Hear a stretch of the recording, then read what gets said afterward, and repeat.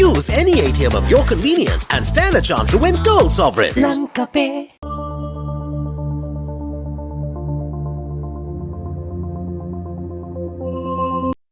ගෞරවනීය හාමුදුරන් වහන්සේලාගෙන් මවුලවිතුමන්ලගෙන් කුරුක්කල්තුමන්ලගෙන් පියතුමන්ලගෙන් අවසරයි. මෙම අවස්ථාවට සම්බන්ධ වී සිටින ආරක්ෂක නියෝජ්‍ය අමාත්‍ය හිටපු නැගෙනහිර ආඥාපති මේ ජනරල් අරුණ ජයසේකර මැතිතුමනි, ආරක්ෂක අමාත්‍යාංශ ලේකම් ධූරයේ දරන වයිස් එයා මාෂල් සම්පත් උයකොන්ත මැතිතුමනි, ඒ වගේම මෙම විශේෂ සමරුම් අවස්ථාවට සහභාගී වී සිටින එදා යුද්ධය අවසන් කිරීම සඳහා දරන පියවරේදී මහත් වෙහෙසක් මහත් නායකත්වය සැපයූ ත්‍රිවිධ හමුදාවේ නායකත්වය ලබා දුන් ෆීල්ඩ් මාර්ෂල් සරත් පොන්සේක මැතිතුමනි, admiral of the field Wasantha Karannagoda මැතිතුමනි, marshal of the air force Roshan Goonetileke මැතිතුමනි, හමුදාපතිවරුනි, සියලු නිලධාරීන් සහ සෙසු නිලයන්ගෙන් අවසරයි, සම්භාවනීය අමුත්තනි, සහෝදරවරුනි, සහෝදරියනි. දශක ගණනාවක් අපේ රට යුද්ධයකට පැටලිලා තිබුණා. ඒ යුද්ධය අපේ රටට, අපේ රටේ ජනතාවට විශාල විනාශයක් ගෙන දුන්නා. එම යුද්ධය මීට වසර ගණනාවකට පසුව අවසන් කිරීමට අපට හැකියාව ලැබුණා. අන්නෙම යුද්ධය අවසන් කිරීමේදී ජීවිත පරිත්‍යාග කරපු අපේ හමුදාවේ නිලධාරීන් සොල්දාදුවන් අද අපි සමරනවා. යතින් අද ඉතාමත් වැදගත් ඓතිහාසික දිනයක්. ඒ වගේම මම හිතනවා අද මේ සැමරුම ඒ ප්‍රාර්ථනාවන් සහිතව අපේ ඓතිහාසික යුද්ධය අවසන් කිරීමේ සැමරුමක් වගේම මා හිතනවා යලි අපේ රටේ යුද්ධයක් ඇතිවීම වැළැක්වීම සඳහා සිංහල, දෙමළ, මුස්ලිම්, පර්ග, මැලේ සියලු ජනතාවන් එක රටක් තුල සමගියෙන් සහෝදරත්වයෙන් මේ රට ගොඩ නැගීම සඳහා පොරබදන මොහොතක්. මා හිතනවා මේ පැති දෙකෙන්ම මේ අවස්ථාව වැදගත් වෙනවා. අප දන්නවා මේ යුද්ධය අවසන් කිරීම සඳහා අපේ සොල්දාදුවන් විශාල ප්‍රමාණයක් ජීවිතය පරිත්‍යාග කරා. මේ පුවරු පිරෙන්න උන්ගේ නම් ගහලා තිබෙනවා. මේ පුවරු වලින් පෙන්눔 කරන්නේ මේ යුද්ධය අවසන් කිරීම සඳහා ඔවුන් පෙන්눔 කරලද කැපවීමේ මහත් ව්‍යායාමයේ ප්‍රතිඵල. ඒ වගේම විශාල ප්‍රමාණයක් සදාකාලික ආබාධිත බවට පත් වුණා. අදත් අප අතර ජීවත් වෙමින් සිටිය යුතු විශාල පිරිසක් ජීවිතය මේ යුද්ධය අවසන් කිරීම සඳහා පරිත්‍යාග කරා. තමන්ගේ ඇස්, ශරීර අවයව සියල්ල පරිත්‍යාග කොට තිබෙනවා. එපමණක් නොව උන්ගේ ඥාතීන්, උන්ගේ මිතුරන්, උන්ගේ දෙමව්පියන්, උන්ගේ බිරින්දෑවරුන්, ස්වාමියන්, මේ ආදී සියලු දෙනා මේ යුද්ධය අවසන් කිරීම සඳහා දරන මහා වේසයේදී විශාල කැපකිරීමක් කරන අය. මා හිතනවා රටක්, ජාතියක් ලෙස අපි හැමදාමත් ඔවුන් අපි අනුස්මරණය කළ යුතුයි. අපි තුල සිහි තබා ගත යුතුයි. මේ රට හැමදාමත් ඔවුන්ට ණය ගැතේ. ඒ පිළිබඳව ඉතාමත් භක්තිමත් බැඳීමක් ඔවුන් සහ අප අතර තිබෙනවා. හැබැයි අපි කවර දිසාවටද යා යුතු වන්නේ? යුද්ධය කියන වචනයට තිබෙන්නේ යුද්ධය කියන එකම පමණයි කියලා මා හිතනවා. යුද්ධ විශාල ඛේද වාචකයක්. යුද්ධ විශාල විනාශයක්. මා දන්නවා මටත් වඩා වැඩියෙන් මේ යුද්ධයේදී සක්‍රියව එම යුද බිමේ සටන් කරපු ඔබ දන්නවා. යුද්ධය මොන තරම් ඛේද වාචකයක්ද? යුද්ධය මොන තරම් විනාශකාරීද කියන එක ඔබ දන්නවා. හැබැයි මේ සටන් කරලද කිසිවෙක් යුද්ධ කරේ යුද්ධ අපේක්ෂාවෙන් නෙවෙයි. ඒ හැම දෙනාම යුද්ධ කරේ සාමය අපේක්ෂාවෙන්. ඇයි? යුද්ධ මොන තරම් ඛේද වාචකයක්ද? අද අපේ මව්බිම උතුර දකුණ ભેදකින් තොරව මේ යුද්ධයේ විනාශේ මේ යුද්ධයේ ඛේද වාචකේ නටබුන් විශාල ප්‍රමාණකින් ගොඩනැගිලා තිබෙනවා. අපි දැකලා තිබෙනවා. පියවරු අහිමි වූ දරුවන්, දරුවන් අහිමි වූ දෙමව්පියන්, ස්වාමියන් අහිමි වූ බිරින්දෑවරුන්, ඥාතීන් මිතුරන් අහිමි වූ අය මේ මාතෘභූමියේ තාමත් සුසුම් හෙළමින් ජීවත් වෙනවා. මා දකිනා විටක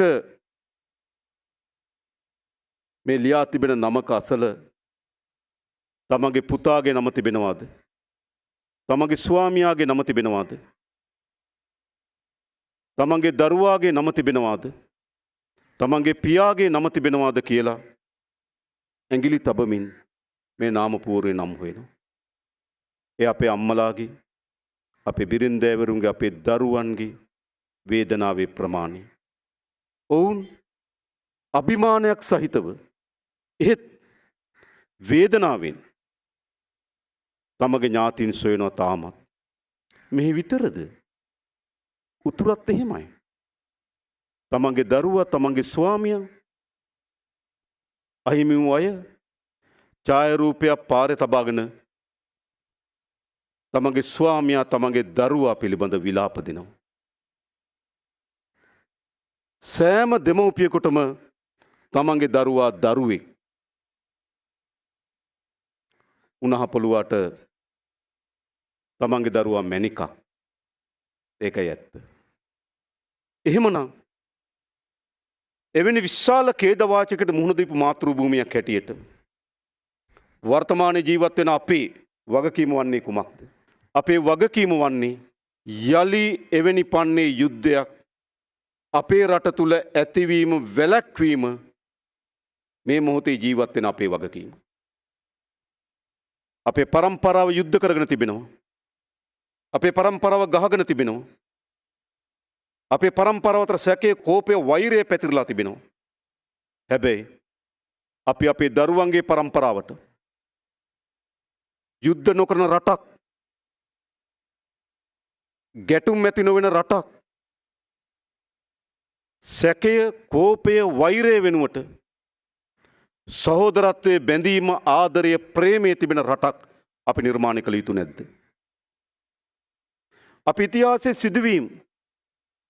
සිදුවීම් බවට පත් වෙන්න ඉඩ දීලා අත්හරිනවද? සිදුවීම්, යුද්ධ සිදුවීම්, ජීවිත අහිමි වීම සිදුවීම්, බෝම්බ පිපිරවීම සිදුවීම්, ඒ විදිහට අපි අත්හරිනවද? නැහැ. මිනිසුන් යහපත් මිනිසුන් හැටියට අපි මොකද්ද කරන්න ඕන? සිදුවීම් වලින් පාඩම් ඉගෙනගෙන ඒවා අපි අත්දැකීම් බවට පරිවර්තනය කරගන්න ඕන. එහෙනම් අපිට මහා ඉතිහාසයක, මා ඛේදවාචක සහිත ඉතිහාසයක් විසින් අපිට කියන්නේ කුමක්ද? මොකක්ද කියන්නේ? යලි එවැනි තත්ත්වයක් අපේ රටේ මාතෘභූමිය තුල ඉටුවීමට ඉඩ නොතැබිය යුතුයි කියන හඬ තමයි ඒ අත්දැකීම් වලින් අපිට කියන්නේ. ඒ අත්දැකීම් වලින් අපිට පෙන්වන්නේ අපෙන් පසු අනෙක් එළගෙන પરම්පරාව යලි යුද්ධ ගැටුමකට යා යුතු කියා නොවේ. එම අත්දැකීම් වලින් අපිට පෙන්වන්නේ යුද්ධයෙන් තොර රාජ්‍යයක්. එම අත්දැකීම් වල අපිට පෙන්වන්නේ වෛරය, කෝපය, සැකයෙන් තොර රාජ්‍යයක් අපි නිර්මාණය කරන්න ඕන. මම හිතනවා මේ යුද ස්මාරක ඉදිරිපිට අපි සිටගෙන ඔවුන්ට නිසි පරිදි ගෞරව ඉටු කරනවා කියන්නේ කුමක්ද? ඔවුන්ට නිසි පරිදි ගෞරව ඉටු කරනවා යනු යලි ගැටුමක් වෛරයක් සහිත සමාජයක් වෙනුවට සහෝදරත්වය ආදරය සමගිය පිරි සමාජයක් නිර්මාණය කරන්න සූදානම් කියන පණිවිඩය අපි මේ ඉදිරිපිට තබා සපත කළ යුතුයි. විශේෂයෙන්ම මා ඉදිරිපිට ඉන්නවා තමගේ දෙපාය තබා විදින්න බැරි සොල්දාදුවන්. මා උදේ උන් බලන්න ගියා. දිගු කාලයක් සමහර 1996 සිට 96 සිට අවුරුදු 30කට ආසන්න කාලයක් ඇඳක පමණක් තමන්ගේ ජීවිතය ගත කරනවා. 1988 සිට කිව්වා. ගෙන අවුරුදු 37කට වඩා වැඩි කාලයක් තමන්ගේ දෙපයින් නැගිටින්න බැරුව රෝද පිටුවක ඇලවෙලා ජීවත් වෙනවා. තමන්ගේ සිතුවිලි හඬ බවට පත් කරගන්න බැරුව කඳුළු පිරි දෑසෙන් තමන්ගේ හැඟීම් අපිට පෙන්눔 කරනවා. මේක තමයි ඛේද වාචකය. අපි අවසන් කළ යුතු නැද්ද? අපි අනාගත පරම්පරාවට අපි බාර දිය යුතු වන්නේ සමගි සම්පන්න පිරි රාජ්‍යයක් නෙවෙයිද? එහෙත් මොකද සිදු වී තිබෙන්නේ අපේ රටට? විටින් විට තමන්ගේ බලය ලබා ගැනීම, බලය ආරක්ෂා කර ගැනීම, බලය තර කර ගැනීම වෙනුවෙන් මේ යුද්ධ, මේ ගැටුම්, මේ ජාතිවාදය, මේ අන්තවාදය උපයෝග කරගෙන තිබෙනවා. මේ කිසිවක් ස්වභාවික ඇති වූවන් නොවේ. මම ගැන දීර්ඝ ලෙස පැහැදිලි කරන්න යන්නේ නැහැ. මේවා විටින් විට තමන්ගේ බලය ලබා ගැනීම සඳහා, බලය ආරක්ෂා කර ගැනීම සඳහා, බලය විසින් කරන ලද අපරාධ වසා ගැනීම සඳහා උපයෝග කරගෙන තිබෙන ඉතිහාසය ඒකයි. එහෙම නොවෙන්න ෆීල්ඩ් මාර්ෂල් අවුරුදු 2කමාරකට වඩා වැඩි කාලයක් හිරේ ඉන්න හිතුවක් නේ. මොකටද හිරේ ඉන්නේ? මොන වරදක් කරාටද? මා දන්නවා ඒ අවදියේ ඔහු සහ මා ඊටමත් කිට්ටු ඇසුරු කරා. ඔසිරේ ඉන්නකොටම අවස්ථා ගණනාවකදී ඔහුත් එක්ක ගිහලා පැය ගණන් සාකච්ඡාව හිටියා. කුමක්ද එතන තිබුණේ? එතන තිබුණේ බලය, නීතිය හෝ යුක්තිය නොවේ. තේරුම් ගන්න ඕන. ඒ විදියටම තමයි ඉතිහාසය මේ ගැටුම්, මේ යුද්ධ බලය තහවුරු කර ගැනීම සඳහා, බලය ලබා ගැනීම සඳහා, බලය ශක්තිමත් කර ගැනීම සඳහා උපයෝග කරගෙන තිබෙනවා. ඒකේ වින්දිතයන් බවට උතුරෙත් දකුණෙත්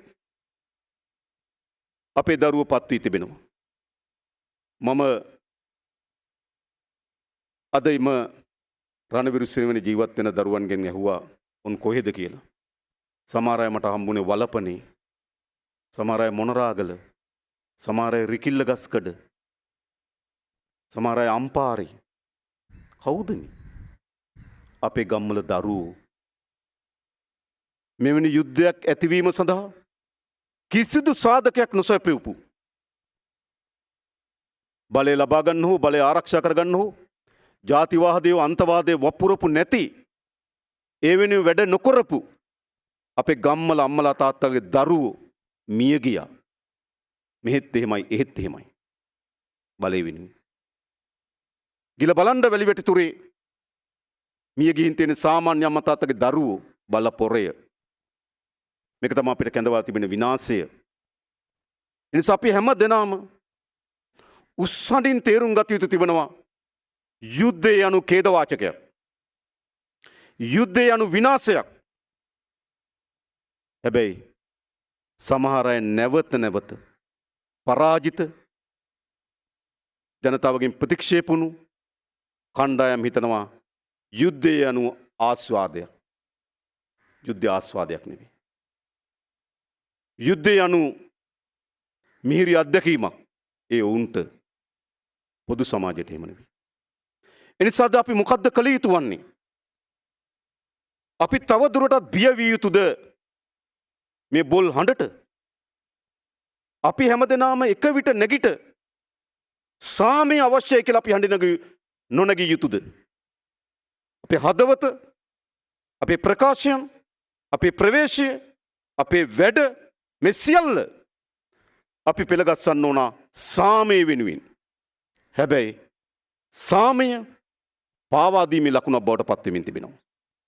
සංහිඳියාව පාවාදීමක් බවට පරිවර්තන කරමින් තිබෙනවා. නෑ. මිනිස්සු සමාජයක් හැටියට වර්ධනය වෙනකොට තව තවත් උස්සන්ඩින් අපි ගේන්න ඕනකම තිබෙන්නේ මානවවාදය, මනුස්සත්වය. අපේ රට තුළ පමණක් නොවේ, ලෝකෙ පුරා ඇති වී තිබෙන යුද ගැටුම් වලින්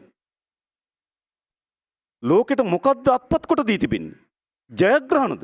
නෑ, විනාශය. එනිසා මම හිතනවා අපි තිර අදිටනකින් වැඩ කළ යුතුයි සාමය වෙනුවෙන්. යුද්ධයේ ආස්වාදය, යුද්ධයේ තමන්ගේ බලය ලබා ගැනීම සඳහා, ආරක්ෂා කර ගැනීම සඳහා මහා ලේ ගංගාව බවට පත් කොට ඒ පීනා විඳින ආස්වාදයේ සතුට අපි අහිමි කළ යුතුයි. මේ වෙලාවේ වයිනෙත්තු අතේ තියාගෙන යුනිෆෝම් එකක් ඇඳගෙන නීතියට ගරු කරමින් හැම සෙබලාගෙම, හැම නිලධාරියගෙම අපේක්ෂාව තමන්ගේ අතේ තියෙන ගිනි අවිය කොයි මොහොතකවත් පාවිච්චි කිරීමට නොලැබේවයි කියන ප්‍රාර්ථනය. ඒකයි ප්‍රාර්ථනය. ඒකයි මානවවාදී ප්‍රාර්ථනය. ඒකයි පොදු සමාජයේ ප්‍රාර්ථනය විය යුතු වන්නේ. එහෙත් ඉතාමත් කුඩා කණ්ඩායම් ඔවුන් නිරන්තරයෙන් කල්පනා කරමින් තිබෙනවා අත තිබෙන ගිනි අවිය කොයි හෝ මොහොතක හරි පත්තු කළ යුතුයි කියලා. නෑ. අපේ ස්ථාවරය වන්නේ ඔබ සතුව තිබෙන ගිනි අවිය තවත් මිනිස්සුකට එරෙහිව ඔහුගේ පපුවට තබා වෙඩි තැබීම සඳහා එසවීමට අවස්ථාවක් නොලැබෙන සමාජයක් නිර්මාණය විය යුතුයි. අපි බය නැතුව මේක කියන්න ඕන. ගෝරනාණ්ඩුවට කිසි කෙනෙක් යටත් විය යුතු නැහැ. අපි යටත් වෙන්නේ සත්‍යයට. අපි යටත් විය යුතුයි මානවවාදයට. අපි යටත් විය යුතුයි මිනිසත්කමට. අපි ගෝරනාණ්ඩුවට යටත් විය යුතු නැහැ. එනිසා මා හිතනවා අපිට ඉතිහාසයේ අත්දැකීම් බවට පත් කරගන්න නම් ඒ අත්දැකීම් වලින් පාඩම් ඉගෙනගත්තු ජනතාව බවට පරිවර්තන විය යුතුයි. අපි ඇති තරම් ලේ හලලා තිබෙනවා. මේ මහ පොළොව තෙත් වෙනකන් ලේ හලපු ජාතියක් අපි. ගංගා රුධිරයෙන් ගලාගෙන යන තරමට ලේ හලුණු ජාතියක් අපි. අම්මලා තාත්තලාගේ දෙමව්පියන්ගේ ඥාතීන්ගේ කඳුළු ගංගා පිරෙන තරම් කඳුළු හලපු ජාතියක් අපි. අපි යුද්ධයේ බිහිසුණුතම වේදනාවන්ට, බිහිසුණුතම විනාශයන්ගේ අත්දැකීම් ලැබපු මිනිස්සු අපි. ඒවා අත්දැකීම් නම් යලි එවැනි තත්ත්වයක් අපේ රට ඇතිවීම වැළැක්විය යුතුයි. ඒ තමයි මේ යුද්ධය මම දන්නවා මම කලිනුත් කිව්වා කිසිවෙක් මේ යුද්ධය එළබෙන්නේ යුද්ධය වෙනුවෙන් නෙවෙයි. හැම කෙනාම අවිය අතට අරගෙන ඉදිරියට ගියේ සාමය වෙනුවෙන්. යුද්ධය වෙනුවෙන් යුද්ධ කරන්නේ නැහැ. යුද්ධ කරන්නේ සාමය වෙනුවෙන්. එහෙනම් අපිට තවත් දිගු ගමනක් යා යුතු තිබෙනවා. යුද්ධය අවසන් වීම, ඒකේ ඊළඟ පියවර සාමය ස්ථාපිත කිරීම. එහෙම නැත්නම් අපි අර්ධ ජයග්‍රාහකයෝ, පූර්ණ ජයග්‍රාහකයෝ නෙවෙයි. අපි පූර්ණ ජයග්‍රාහකයෝ බවට පත් විය හැකි වන්නේ මෙරටේ සාමය නිර්මාණය කිරීමෙන් පමණයි. එනිසා ගෝරනාඩු වලට බිය නොවි අපි සාමය වෙනුවෙන් ගත හැකි හැම පියවරක්ම ගන්න ලෑස්ති. මං අවිය දරාගෙන ඉන්න හැම සොල්දාදුවෙකින්ම, හැම නිලධාරියෙකුම ඉල්ලා හිටින්නේ ඔබ හැම විටම අපේ රටේ සාමය වෙනුවෙන් වැඩි කරු පිරිසක්. ඔබ අනාගතයේ අපේ රටේ සාමය ස්ථාපිත කිරීම සඳහා වැඩ කරන පිරිසක් බවට පත් වෙන්න. අපේ අම්මලා තාත්තලාට මම කියන්නේ ඔබ ඔබගේ දරුවා, බිරින්දෑවරු ඔබ ඔබගේ ස්වාමියා මේ මාතෘ භූමියේ යුද්ධය අවසන් කිරීම වෙනුවෙන් කැප කරා. ඔබ ශ්‍රේෂ්ඨ මාතාවරුන්, ඔබ ශ්‍රේෂ්ඨ බිරින්දෑවරුන්. එහෙත් ඒ අවසන් ප්‍රතිඵලය විය යුත්තේ කුමක්ද? ඔබගේ දරුවාට, ඔබගේ ස්වාමියාට, ඔබගේ මිතුරාට, ඔබගේ ඥාතියාට ඉටු කළ හැකි හොඳම සාධාරණත්වය වෙන්නේ අප සාමය ස්ථාපිත කිරීම. අපේ දරුවන්ට යලි යුද්ධයක් පිළිබඳ බියක් ඇති නොවන සමාජයක් අපි නිර්මාණය කළ යුතුයි. මා දන්නවා ඉතාමත් දුෂ්කර ව්‍යායාමයක්. එහෙත් අපි විසින් සාර්ථක කළ යුතු ව්‍යායාමයක්. උතුරෙත් දකුණෙත් බලය වෙනුවෙන් මේ ජාතිවාදයේ නැවත කරලි ගහන්න පටන් අරන් තියෙනවා. වෙන කිසිවක් නෙවෙයි බලය වෙනුවෙන්. සැබෑ මාතෘභූමියේ නිදහස නම් අපිට යුද්ධය අවසන් කිරීමෙන් මාතෘභූමියේ පූර්ණ නිදහස අපි අත්පත් කරගන්න සමත් වෙලා නැහැ. මාතෘභූමියේ පූර්ණ නිදහස යන කුමක්ද? අදත් මේ වර්ෂාව පතිත වෙන්න පටන් ගන්නකොට අපිට බියජනක තත්වයක් එනවා. නායාමට අවදානම් වූ කලාපයක ගෙවල් 4900ක් තිබෙනවා. එතනින් මොන කලාපේ නායාමකට ලක්වේවිද කියලා බයක් තියෙනවා. අපි නිදහස්ද?